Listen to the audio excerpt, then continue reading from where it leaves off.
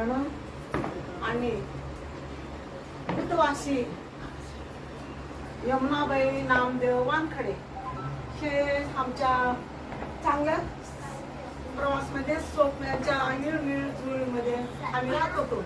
कारण यमुनाबाई वानखडे हे लालापुरा या ठिकाणी राहायच्या अगोदर, त्यानंतर त्यांनी म्युन्सिपाल्टी क्वार्टर्स या ठिकाणी सुद्धा त्यांना घर होतं. त्या घरामध्ये आपल्या संजयचं शिक्षण झालं तिथंच. मग त्यानंतर संजय हा एकलाच मुलगा त्यांना. मग त्यानंतर लग्न झालं भावनासोबत. भावना अशी मुलगी भेटली की थोडे दिवस ते लोक बदनामी झाले. कसे झाले?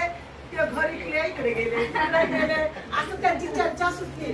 त्यांची मुलं बाळ ते घेऊन सगळी मल्काजनगर ह्या ठिकाणी अपार्टमेंट ह्या ठिकाणी राहत होती किरायानं. थोडे दिवस ते घर विकत घेतली. परत तिला बरं वाटलं नाही, ते घर सोडून टाकले. ते टाकल्यानंतर त्यांनी मला असं सांगितलं झाले, हा मुलगा नाव काय तुझं?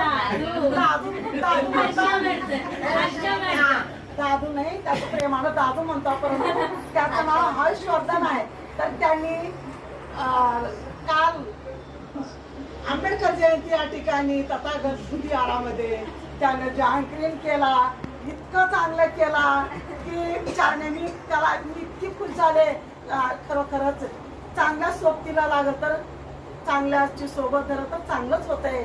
आणि घटी सोबत तर घटी आपण घटीतच जातो असं मला समजलं की खरोखरच भावना हे चांगलं काम केली, बदनाम झाले, परंतु पुढे चांगलं काम त्यांचं दिसूला येते. कारण का कुणाचं बी थोडे दिवस विषय म्हणतात, परंतु ते चांगल्या त्याला गेल्या मुली शिकल्या आणि आज ते मुली ड्युटी करतात.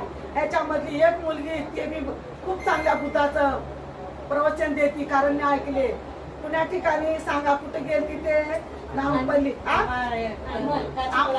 नाही ते नाही नामपल्लीच्या तेव्हा ह्या नव्हता. मग त्या ठिकाणी तिनं पण इतकं चांगलं बोलली, खूप चांगलं. कारण असं मुलं प्रभावित व्हावं, कारण बुद्धाचा मार्ग कळावं त्यांना.